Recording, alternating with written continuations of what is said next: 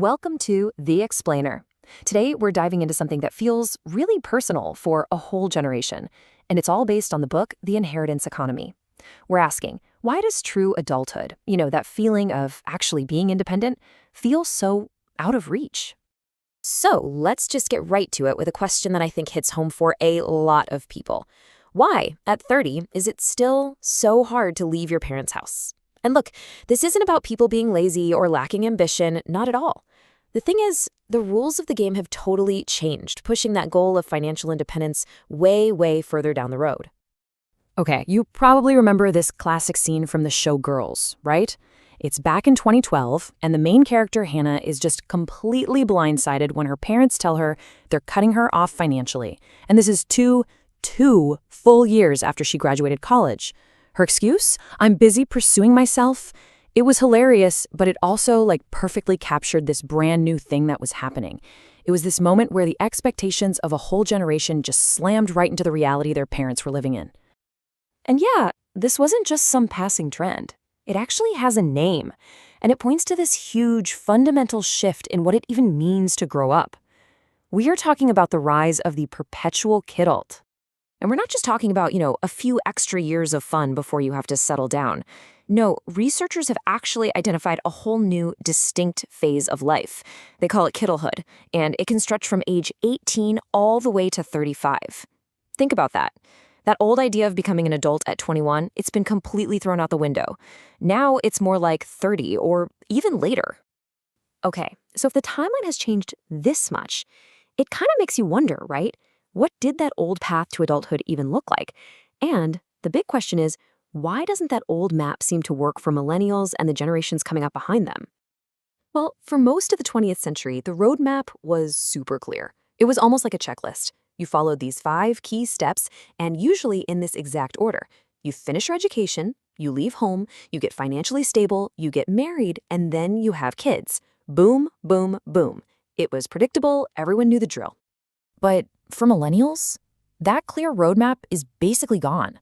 That once standard path is now, it's delayed, it's way more complicated, or sometimes it's just abandoned altogether. You see people pushing these milestones back, making these huge career changes, or deciding to skip some steps completely. And all of this often leads to the one thing that old path was supposed to help you avoid, moving back in with mom and dad. Now, let's be really clear about something. This is not just a matter of choice. It's not about a generation being immature or something. There are some really powerful economic forces at work here that make following that old path almost impossible. So yeah, it's time to talk about the economic squeeze. And this right here tells you everything you need to know. Just look at the contrast. The absolute core things you need to build a stable adult life, a house, an education, childcare. The prices have gone through the roof. They've become insanely expensive, and all while wages have pretty much stayed flat. But then on the other side, things like travel, eating out, new tech, those things have actually gotten cheaper.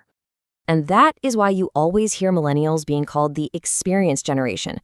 See, it's not just some lifestyle preference. It's really an economic adaptation. I mean, when long-term goals like buying a house feel completely impossible, what do? You focus on short-term experiences. That 500-pound weekend trip isn't just a luxury. For a lot of people, it's a way to cope with a high-stress job and that constant background hum of anxiety that you'll never, ever be able to build real long-term wealth. So, if the old model for getting by is totally broken, how are people actually managing? Well, this brings us to probably the biggest twist in this whole story of modern adulthood. Let's talk about the parents' bank. Yep, the bank of mom and dad, or BOMAD for short. This term started popping up around 2014, which, funny enough, is right when the hashtag adulting started going viral. And look, this is way more than just parents helping out with a phone bill here and there. It's describing a whole systemic shift. This growing culture where parents are providing really significant ongoing financial support to their kids who are well into adulthood. And this is a complete 180 from how things used to be. I mean, go back just a couple of generations, and it was totally normal for young adults who were still at home to give a chunk of their paycheck to their parents to help with the bills. Today, that idea has pretty much vanished. The river of money has completely reversed course. Now it flows almost entirely downwards, from parents to their adult kids. So here's the bottom line. Parenting in the 21st century, it's basically become a 30-year financial commitment. And get this, the most expensive part isn't even when they're little anymore. It's the years after they turn 18. That's when the big-ticket items hit. University, rent, maybe even help with a down payment. And the scale of this whole thing is just mind-blowing. In the UK alone, this informal bank is moving up to £17 billion every single year.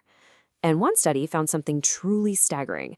Parents are spending twice as much supporting their adult kids as they are saving for their own retirement. Just let that sink in for a second. It's like this huge unofficial economy that's basically propping up an entire generation. But here's the catch. The bank of mom and dad isn't a solution for everyone. Actually, what it's really doing is creating a brand new starting line in life, and with it, a really deep and troubling kind of inequality. You see, for wealthier families, BOMAD isn't so much an emergency fund as it is, well, a lifetime investment account. This happens through something that economists have started calling a living inheritance. We're talking about major financial help or big assets, like the down payment for a house, that are passed down to kids while their parents are still alive. And this isn't some rare lottery win, not at all. In the UK, if you look at any given 8-year window, a full 30% of young adults will get a big chunk of money from their family. So it's not the exception to the rule. For a pretty big and privileged part of the population, it's a core feature of how the modern economy actually works. And what this does is create this really powerful, self-perpetuating cycle. If you get a living inheritance, you can buy a house way, way earlier. That lets you start building your own wealth and reach a level of financial stability that your friends without that help can only dream of. It's literally a massive head start in the race of life. So, when you put it all together, what does it mean? It means the path to a stable adult life isn't just about how talented you are or how hard you work anymore. More and more, the single biggest factor in your success is how wealthy your parents are. That's the real dividing line. It's what separates the people who can smoothly cruise into adulthood from those who get stuck at the door, pretty much forever on the outside looking in. And that leaves us with one last, pretty provocative question. In this new inheritance economy we're living in, is becoming a truly independent adult something anyone can still achieve on their own? Or has it become a class privilege, a luxury that you can't earn, but can only afford to inherit?